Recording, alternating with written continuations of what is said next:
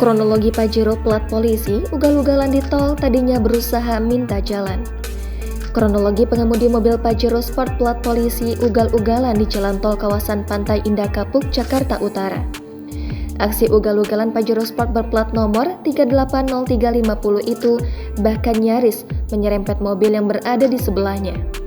Video itu direkam pengguna jalan tol bernama Bill Turangan berusia 30 tahun.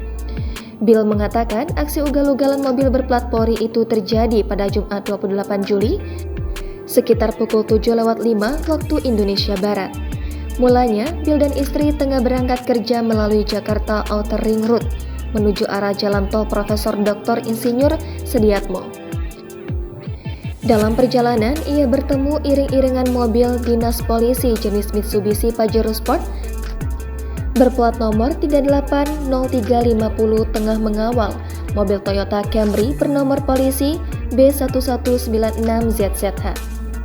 Ada iring-iringan pengawalan mobil menggunakan strobo, tetapi mobil dinasnya justru di belakang mobil sipil, kata Bill saat dihubungi Kompas.com pada Senin 31 Juli.